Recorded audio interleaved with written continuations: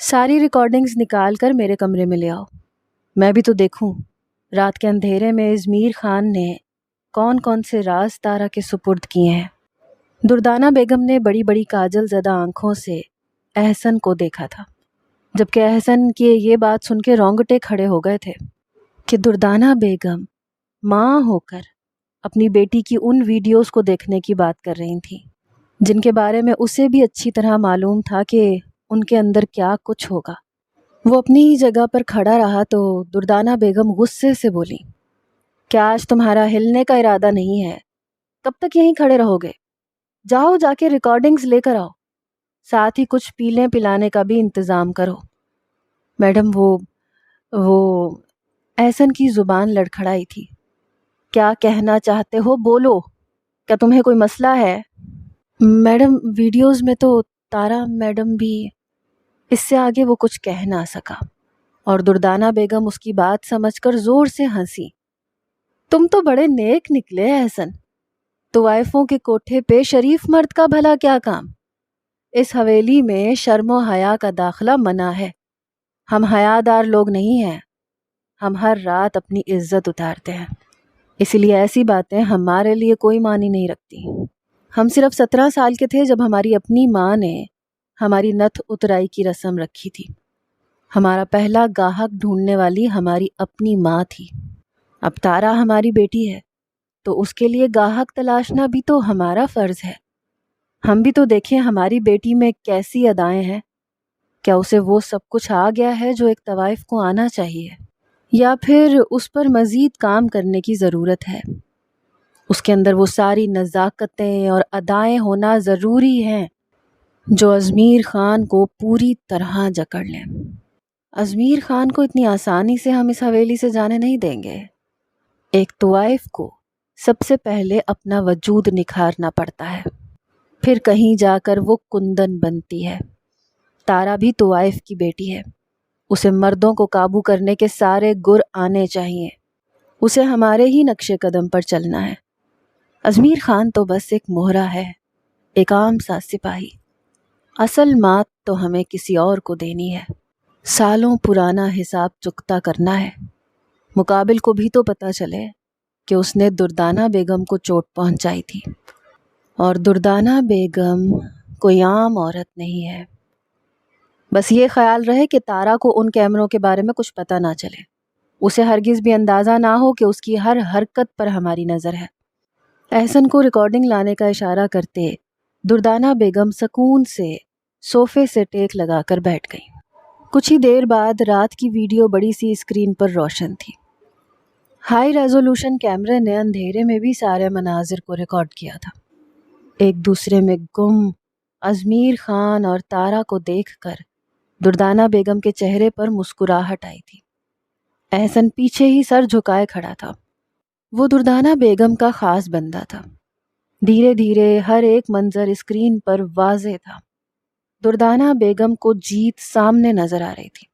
انہوں نے فوراً احسن کو یہ حکم دیا کہ اس ویڈیو کے سارے خاص لمحوں کو ایڈٹ کر کے ایک فلم بناؤ۔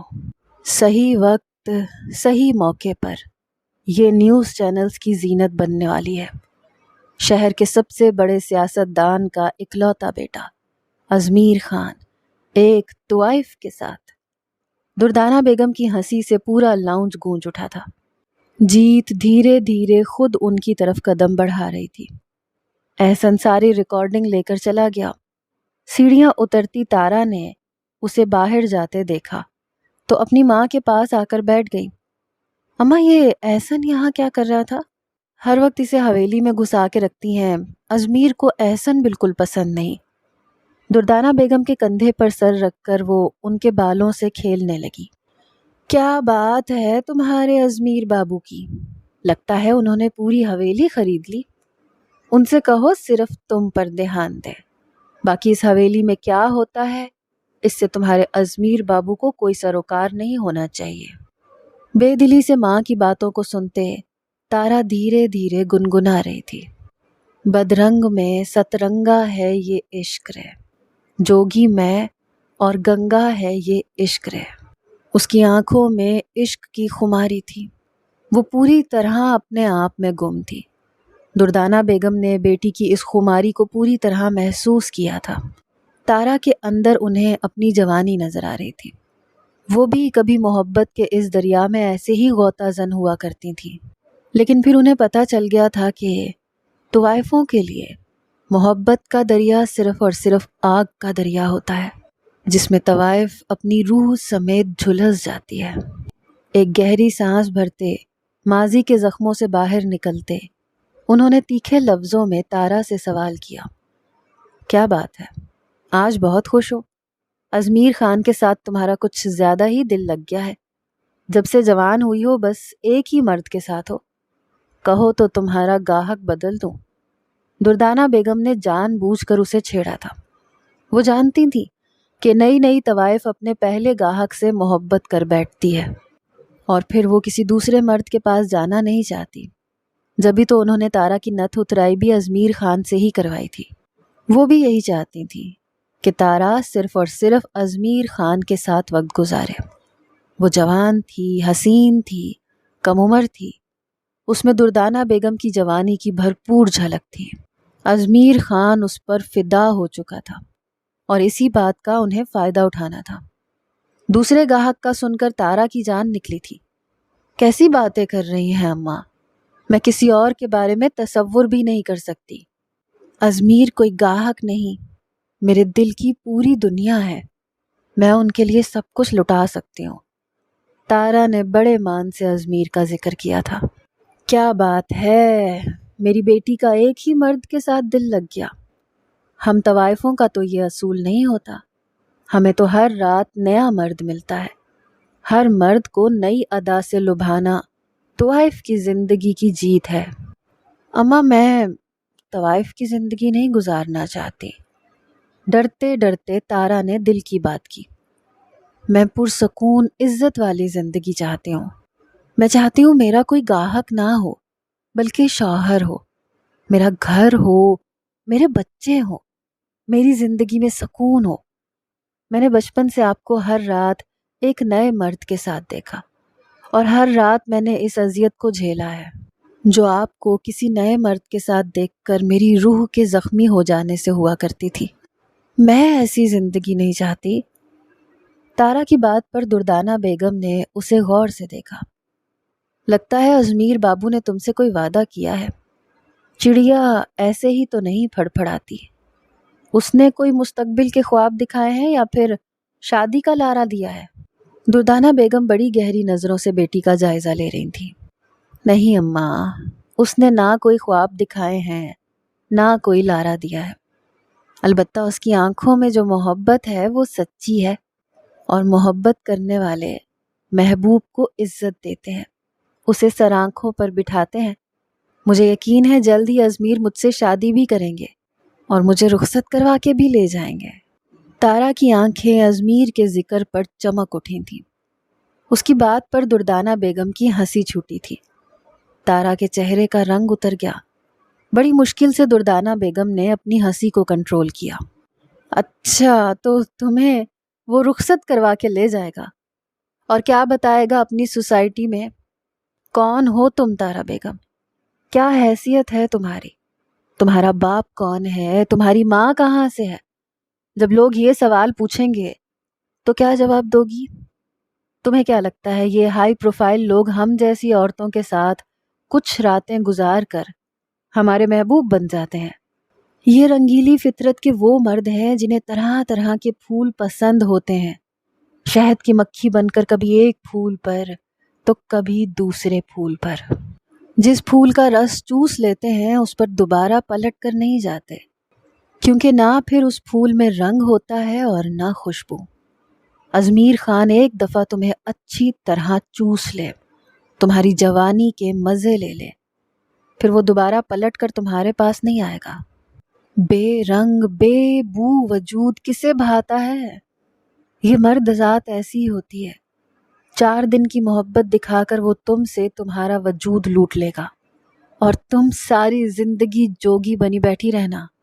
میں نے بھی زندگی میں ایک بار ایسے ہی روگ پالا تھا، محبت بھی کی تھی، جوگ بھی لگایا تھا، لیکن پھر دنیا کی حقیقت مجھے سمجھ آ گئی کہ یہ ہائی پروفائل مرد در حقیقت مرد نہیں ہوتے، یہ شہد کی وہ مکھی ہوتے ہیں جو پہلے بھن بھن آتے ہیں، پھر محبت سے ہمارے وجود پر قابض ہو جاتے ہیں، پھر اپنے ڈنگ سے ہمارا رس حاصل کرتے ہیں، اور پھر اسی رس سے اپنے گھر کے آنگن میں چھتا بناتے ہیں جہاں ان کی رانی مکھی رہتی ہے۔ بے رنگ بے بو پھول نہیں، ازمیر کی رانی بھی کوئی اور ہوگی۔ تم سے محبت کا جو رس وہ حاصل کر رہا ہے، اس کے شہد کا وہ اسے جام بنا کر پلائے گا۔ تمہارے حصے میں صرف اور صرف پچھتاوا آئے گا۔ اس بات کو اپنے ذہن میں اچھی طرح بٹھا لو۔ دردانہ بیگم نے اپنی ساری زندگی کا تجربہ بیٹی کے آگے بیان کر دیا تھا۔ تارا نے نم آنکھوں سے اپنی ماں کو دیکھا اور بنا کچھ کہے سیڑھیاں چڑھ کر اپنے کمرے کی طرف بڑھ گئی۔ ازمیر خان کے حوالے سے وہ ایسی کوئی بات سننا بھی گوارا نہیں کر سکتی تھی۔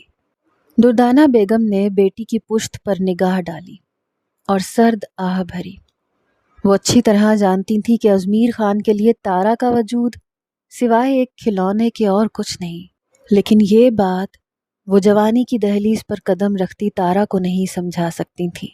یہ بات وقت اسے سمجھانے والا تھا۔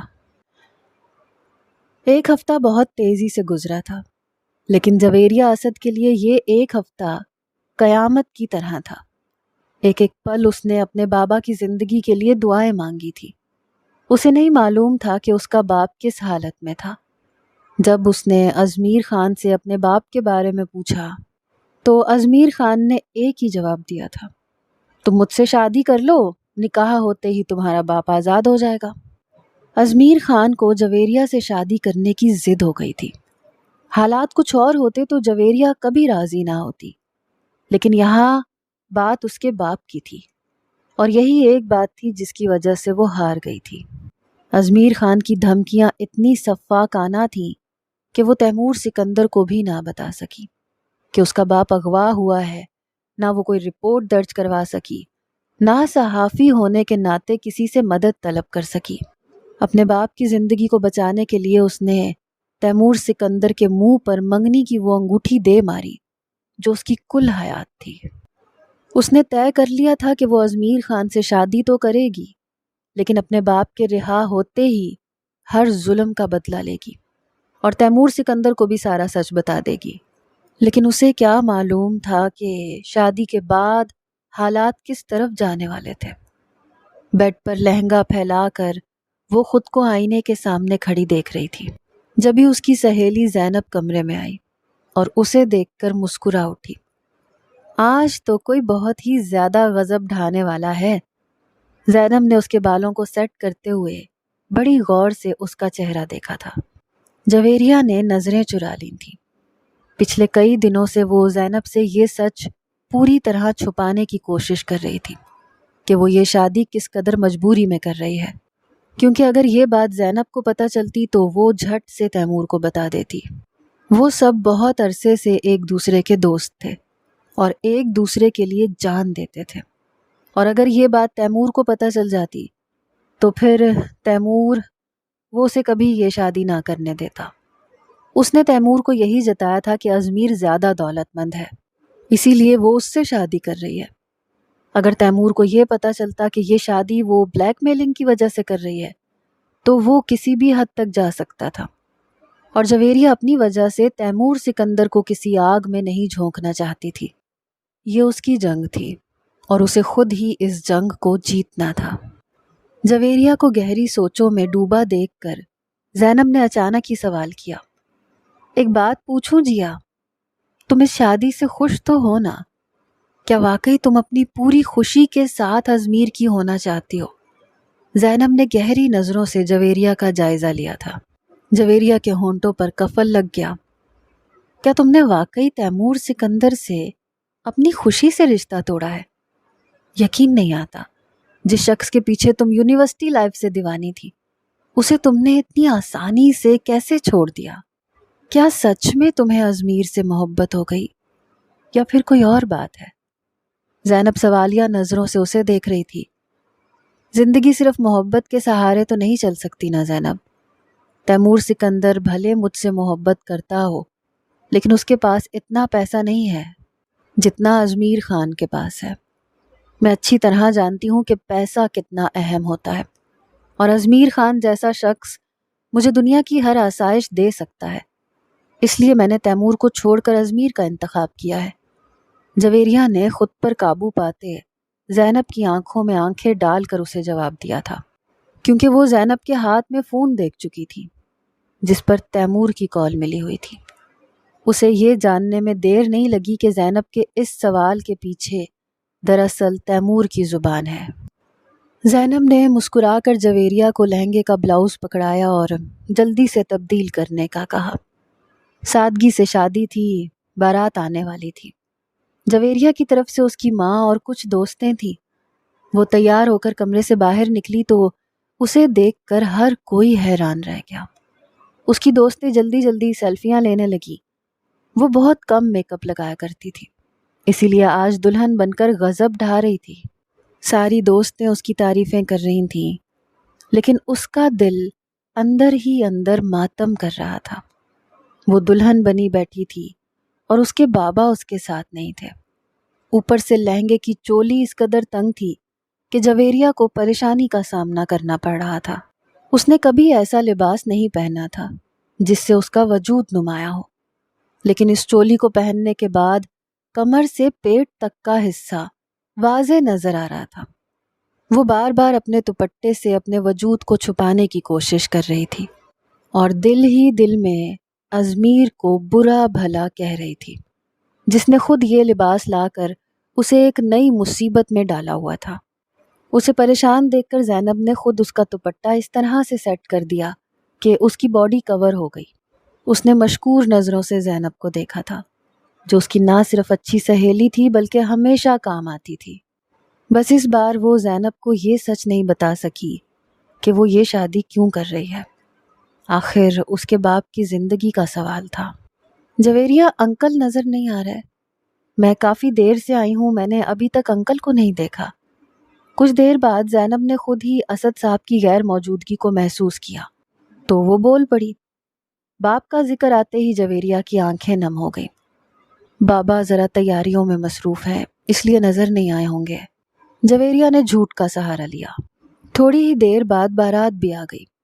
اجمیر خان کے ساتھ اس کے ماں باپ اور چند گارڈز تھے۔ بہت تیزی سے نکاح کی رسم شروع کی گئی۔ میڈیا سے چھپ کر وہ لوگ بہت مشکل سے یہاں تک پہنچے تھے، اس لیے زبیر خان نے جلد سے جلد بیٹے کا نکاح کروانا مناسب سمجھا۔ جویریہ بنت اسد، کیا آپ کو اجمیر خان ولد زبیر خان سے باعوض حق مہر 50 لاکھ روپے سکہ رائج الوقت قبول ہے؟ قاضی صاحب نے بلند آواز سے اس کی مرضی جاننی چاہی۔ اجمیر خان کی نظریں جویریہ اسد کے خوبصورت سراپے پر ٹکی ہوئی تھیں۔ وہ قبول ہے سننے کے لیے بے تاب تھا، لیکن آگے سے جویریہ کی بات نے اسے چونکنے پر مجبور کر دیا۔ مجھے اس حق مہر پر یہ نکاح قبول نہیں ہے۔ جویریہ نے 2 ٹوک لفظوں میں سب کے سامنے صاف انکار کیا۔ زبیر خان نے تڑپ کے غصے سے بیٹے کی طرف دیکھا۔ وہ یہاں صرف اور صرف اجمیر کی ضد پہ بیٹھے تھے۔ بولو، کیا قیمت لگانا چاہتی ہو؟ قاضی صاحب، یہ لڑکی جو کہے اسے نکاح نامے میں لکھ دیجئے، مجھے کوئی اعتراض نہیں۔ اجمیر خان نے شان بے نیازی سے قاضی صاحب کو حکم سنایا تھا۔ امید تو اسے بھی نہیں تھی کہ جویریہ آخری وقت پر اس طرح کی کوئی بات کرے گی، لیکن وہ کسی بھی معاملے میں گھبرانے والا یا پیچھے ہٹنے والا نہیں تھا۔ اسے ڈٹ کر مقابلہ کرنا آتا تھا، اسی لیے اس نے فوراً حالات کو سنبھال لیا۔ اب اسے جویریہ کی ڈیمانڈ کا انتظار تھا۔ وہ جاننا چاہتا تھا کہ یہ 5 فٹ 4 انچ کی لڑکی اسے مزید کتنا تگنی کا ناچ نچا سکتی ہے۔ مجھے 2 کروڑ روپے حق مہر چاہیے۔ جویریہ نے کچھ سوچ کر ڈیمانڈ رکھ دی۔ وہ دھیرے سے مسکرایا، جبکہ قاضی صاحب کبھی حیرت سے جویریہ کو دیکھتے تو کبھی اجمیر خان کو۔ شاید یہ حق مہر ان کے لیے بہت زیادہ تھا، لیکن اجمیر خان نے اشارے سے انہیں لکھنے کا کہہ دیا۔ قاضی صاحب نکاح نامے پر حق مہر دوبارہ لکھنے میں مصروف تھے۔ جبھی زینب نے آہستگی سے اس کے کان میں کہا، جیا، یہ کیا کر رہی ہو تم؟ تم کب سے اتنی لالچی ہو گئی؟ حق مہر تو شرعی طور پر ہونا چاہیے، تم نے 2 کروڑ روپے کی ڈیمانڈ رکھ دی۔ زینب کو یقین نہیں آیا تھا، یہ اس کی وہی دوست ہے جو کبھی بھی پیسوں پر نہیں مرتی تھی۔ میں اپنے مستقبل کے لیے تحفظ چاہتی ہوں، اور ایسا کرنا کچھ غلط تو نہیں ہے۔ پھر ساتھ ہی اس نے بلند آواز میں ازمیر خان کو یہ بات کہی کہ اسے حق مہر نکاح کے فوراً بعد چاہیے، وہ رخصتی سے پہلے حق مہر لے گی۔ یہ کہتے ہوئے اس نے ایک نظر ازمیر خان کے چہرے پر ڈالی، جہاں بڑی گہری مسکراہٹ تھی۔ سیاہ گھنی مونچھوں تلے گلابی ہونٹوں پر ایک شرارتی مسکراہٹ ناچی تھی۔ آپ کی ہر شرط ہمیں قبول ہے جویریہ صاحبہ۔ بابا آپ پیسوں کا انتظام کروائیں، اور قاضی صاحب آپ نکاح شروع کریں، دیر ہو رہی ہے۔ وہ جویریہ کی ہر بات کو قبول کرتا جا رہا تھا۔ اس بات پر بھی اس نے سینے پر ہاتھ رکھ کر سر جھکا دیا، جو اس بات کا اشارہ تھا کہ اسے یہ شرط بھی قبول ہے۔ جویریہ نے ایک گہری سانس لی۔ انتقام کی اس شطرنج میں ازمیر خان بادشاہ بنا بیٹھا تھا، اور ایک معمولی سپاہی ہو کر بھی جویریہ اسد کو اسے ہر طور پر ہرانا تھا۔ جویریہ اسد بنت اسد، کیا آپ کو ازمیر خان ولد زبیر خان سے بعوض حق مہر 2 کروڑ روپے سکہ رائج الوقت قبول ہے؟ قاضی صاحب کی آواز کمرے میں گونجی۔ ازمیر کی نظریں جویریہ کے چہرے پر تھی۔ وہ دیکھنا چاہتا تھا کہ یہ لڑکی اب کون سا نیا شوشہ چھوڑے گی، لیکن دوسری طرف سے مدھم سا جواب آیا، جی قبول ہے۔ جویریہ کے دل پر بڑا سا پتھر پڑا تھا۔ محبت کو چھوڑ کر نفرت کو منتخب کرنا ہرگز بھی آسان نہیں تھا۔ وہ شخص جسے وہ روح کی گہرائیوں سے نفرت کرتی تھی، اسے ہی اپنی ذات سونپ چکی تھی۔ 3 بار قبول ہے کہہ کر اس نے تیمور سکندر کی محبت کا ہر باب بند کر دیا تھا۔ آنکھیں ویران تھیں، دل بنجر تھا، نہ کوئی آنسو تھا، نہ کوئی سسکی، نہ کسی بات کا کوئی غم، نہ خوشی۔ زندگی جیسے تھم سی گئی تھی۔ اس کی ماں نے اسے سینے سے لگایا، نم آنکھوں سے اسے اچھی زندگی کی دعا دینے لگی، لیکن جویریہ کا دل دماغ بالکل بند تھا۔ اسے بس اگر معلوم تھا تو اتنا کہ اب اصل کھیل شروع ہونے والا تھا۔ اس کے باپ کی آزادی کے بعد اسے ازمیر خان کے ساتھ شطرنج کا وہ کھیل کھیلنا تھا جس میں وہ اسے پوری طرح مات دے کر سارے حساب چکتا کرنے والی تھی۔ کچھ ہی دیر بعد 2 کروڑ روپے کی رقم ازمیر خان نے خود اس کے حوالے کی تھی، اور پھر جویریہ کو رخصتی کے لیے اٹھنے کا کہا تھا۔ میں نے شادی کر لی ہے، اب آپ میرے باپ کو آزاد کر دو، میں تمہارے ساتھ چلوں گی، لیکن پہلے میرے باپ کو رہا کرو۔ اس نے آہستگی سے ازمیر سے اپنے باپ کی رہائی کا مطالبہ کیا تھا۔ آپ ہمارے گھر تو چلیں مسز، آپ کے باپ کو آزادی بھی مل جائے گی، اور آپ کو بہت سارے سرپرائزز بھی۔ ازمیر نے سر سے پاؤں تک آر پار ہوتی نظروں سے اسے دیکھا تھا۔ ازمیر کی نظروں نے جویریہ کے تن بدن میں آگ لگا دی تھی، مگر وہ چاہ کر بھی کچھ کر نہیں سکتی تھی، کیونکہ سامنے اب زبیر خان کا بیٹا ازمیر خان نہیں بلکہ اس کا شوہر کھڑا تھا۔ اس نے ایک آخری بار اپنی ماں کی طرف دیکھا، انہیں یقین دلایا کہ جلد ہی اس کے بابا اپنے گھر میں ہوں گے، اور پھر وہ ازمیر کے پیچھے پیچھے اپنے گھر سے باہر نکل آئی۔ نہ جانے کیسے میڈیا رپورٹرز تک یہ خبر پہنچی کہ رپورٹرز کا ایک جم غفیر موجود تھا۔ سبھی اس اچانک شادی اور اس خاموش نکاح پر سوال کر رہے تھے۔ ازمیر نے ایک نظر میڈیا رپورٹرز پر ڈالی اور پھر کس کے جویریہ کا ہاتھ پکڑ لیا، دونوں کے ہاتھوں کو ہوا میں لہرایا اور سب کو شادی کی خبر سنائی۔ ازمیر خان کے ہاتھ میں اپنا ہاتھ دے کر جویریہ کے لیے سانس لینا بھی مشکل تھا، اور مشکل کے اسی پل میں اس کے سامنے مائک تھامے وہ چہرہ نظر آیا جو اس کی زندگی کا محور تھا، تیمور سکندر۔ وہ اس جم غفیر میں بھی تیمور کا چہرہ ایک لمحے میں پہچان گئی تھی۔ تیمور کے سامنے ازمیر خان کے ہاتھوں میں ہاتھ تھام کے کھڑے ہونا اس کے لیے ایک نیا امتحان تھا۔ اس نے سوچا بھی نہیں تھا کہ سارے رپورٹرز کے ساتھ ساتھ تیمور سکندر بھی اس کی شادی کی کوریج کے لیے موجود ہوگا۔ وہ تیمور جو چند مہینوں بعد اس کا شوہر بننے والا تھا، اور آج اسے اس کے شوہر کے ساتھ کوریج دے رہا تھا۔ آنکھوں میں آتے آنسوؤں کو ضبط کرتے اس نے سن گلاسز اپنی آنکھوں پہ لگا لیے۔ ازمیر خان کی نظر تیمور سکندر پر پڑی اور ایک فاتحانہ مسکراہٹ کے ساتھ اس نے تیمور کے کیمرے کے آگے وکٹری کا نشان بنایا تھا۔ پھر جویریہ کو کھینچتے ہوئے اپنی گاڑی میں بٹھا کے دروازہ بند کرتے خود دوسری طرف سے گھوم کر آ بیٹھا۔ پیچھے سے اس کے ماں باپ بھی اپنی اپنی گاڑیوں میں سوار ہو گئے۔ گارڈز کا ایک بڑا ٹولہ ان کے آگے پیچھے تھا۔ گاڑی تیزی سے فراٹے بھرنے لگی۔ میڈیا رپورٹرز پیچھے پیچھے بھاگ رہے تھے۔ ازمیر خان کے چہرے پر فتح کی چمک تھی۔ جویریہ نے اپنی آنکھوں کی نمی کو اپنے حلق میں اتار لیا تھا۔ وہ ازمیر خان کے سامنے رو کے خود کو کمزور ثابت نہیں کرنا چاہتی تھی، لیکن بیک ویو مرر سے نظر آتے تیمور سکندر کا چہرہ اس کے دل کو زخمی کر رہا تھا۔ کیا بات ہے، تیمور سکندر کو دیکھ کے لگتا ہے ماضی یاد آ رہا ہے۔ ویسے تمہارے تیمور کی شکل دیکھنے والی تھی، اس سے بھی کچھ پرانے حساب کتاب چکتا کرنے تھے۔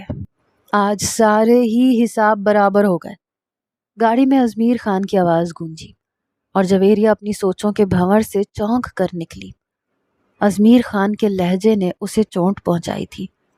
ہر بات سے بے خبر ازمیر خان اس کے زخموں کو ادھیڑ رہا تھا۔ اس وقت جویریہ اسد اس سے کوئی بات بھی نہیں کرنا چاہتی تھی۔ اس نے بس ایک نظر ازمیر خان کی طرف ڈالی اور دل سے ازمیر خان کو سچی محبت ہو جانے کی دعا دی۔ کاش اس شخص کو محبت ہو جائے، یہ بھی ہجر سے گزرے، اسے بھی اپنی محبت کے لیے تڑپنا پڑے۔ نفرت سے ازمیر خان پر ایک نگاہ ڈالتے اس نے اپنا چہرہ کھڑکی کی طرف موڑ لیا تھا۔ تجھے عشق ہو خدا کرے، کوئی تجھ کو اس سے جدا کرے، تیرے ہونٹ ہنسنا بھول جائے، تیری آنکھ پر نم رہا کرے، تو اس کی باتیں کیا کرے، ساتھ خالص تو اس کی باتیں سنا کرے، اسے دیکھ کر تو رک پڑے، تو نگر نگر پھرا کرے، وہ نظر جھکا کر چلا کرے، تو گلی گلی صدا کرے، تجھے ہجر کی وہ جھڑی لگے، تجھے عشق ہو پھر یقین ہو، تو ملن کی ہر پل دعا کرے، اسے تسبیحوں پہ پڑا کرے، تیرے خواب بکھریں ٹوٹ کر، میں کہوں عشق ڈھونگ ہے، تو کرچی کرچی چنا کرے، تو نہیں نہیں کہا کرے۔ تیز ہوا سے جویریہ کے آنسو اڑ کر ازمیر کے چہرے پر لگے۔ بے اختیار اس نے اپنے ہاتھوں میں جویریہ کے آنسو لیے تھے۔ وہ بغور اس کے چہرے کی طرف دیکھنے لگا، جو رخ پھیرے اپنی بربادی کا سوگ منا رہی تھی۔ ازمیر کے دل کو کچھ ہوا تھا۔ وہ جو اسے ہر پل روتا ہوا دیکھنا چاہتا تھا، اس کا ایک آنسو ازمیر کے دل کو پتھر کی طرح لگا تھا۔ کتنی ہی دیر وہ اپنی اس کیفیت کو سمجھ نہیں پایا تھا۔ پھر سر جھٹکتے اس نے فون اٹھا کے کان سے لگایا اور اس کی باتوں نے جویریہ کے دل کی دنیا کو تہس نہس کر دیا۔ وہ کسی سے کمرے کو پھولوں سے سجانے کی بات کر رہا تھا اور جویریہ کو ایک دم خیال ستایا کہ اب ازمیر خان اس کے ساتھ ہے۔ وہ پوری طرح جھرجھرا گئی۔ اپنے باپ کی آزادی کے لیے وہ اپنی روح کو ایک ایسی قید میں ڈالنے جا رہی تھی جس میں شاید وہ پوری طرح جھلس جاتی۔ آج کی رات بہت یادگار ہونے والی ہے جویریہ ازمیر خان آفریدی، آج ہماری سہاگ رات ہے۔ فون بند کر کے تیمور سکندر نے مسکرا کے بس ایک ہی بات کہی تھی اور جویریہ نے کس کے آنکھیں بند کر لی تھیں۔ تھوڑی ہی دیر بعد گاڑیاں اپنی منزل کو پہنچی۔ ملازم نے دروازہ کھول کر جویریہ کو جھک کر سلام کیا۔ وہ خاموش اپنی جگہ کھڑی ہوئی تو ازمیر نے گھوم کر اس کا ہاتھ تھام لیا۔ اس سے پہلے کہ وہ اسے اندر لے جاتا، زبیر خان نے اسے آواز دی۔ کہنے لگے اس لڑکی کو پہلی فرصت میں اس کی حد بتا دو۔ یہ خود کو اس گھر کی بہو نہ سمجھے۔ اسے پتا ہونا چاہیے کہ یہ کس گندی نالی کا کیڑا ہے۔ زبیر خان ناگ کی طرح پھنکارتے ہوئے اندر کی جانب بڑھ گئے تھے، جبکہ جویریہ کے وجود سے پسینے چھوٹ گئے تھے۔ اس نے سوچا بھی نہیں تھا کہ پہلے ہی قدم پر اسے اپنی ایسی توہین کا سامنا کرنا پڑے گا۔ زبیر خان کے پیچھے پیچھے ان کی بیوی بھی اندر چلی گئیں۔ ازمیر خان اسے کھینچتا ہوا اپنے بیڈ روم تک لے آیا، جو پھولوں سے پوری طرح سجا ہوا تھا۔ ازمیر نے اسے اپنے بیڈ پہ دھکا دیا، کوٹ اتار کے ایک طرف پھینکا۔ جویریہ کا سانس سینے میں اٹک گیا۔ بڑی تیزی سے وہ جویریہ کے وجود پر جھکتا اس کے گھونگھٹ کو کھینچ گیا تھا۔ جویریہ کے منہ سے ایک سسکی نکلی تھی، لیکن اس سے پہلے کہ وہ کچھ کہتی، ازمیر نے اس کے لب اپنے لبوں میں قید کر دیے۔ جویریہ کی آنکھیں پھٹ گئی تھیں۔ بڑی بے دردی سے ازمیر نے چولی کی ڈوریوں پر ہاتھ رکھ دیا تھا۔ ازمیر خان اور جویریہ اسد کی یہ سہاگ رات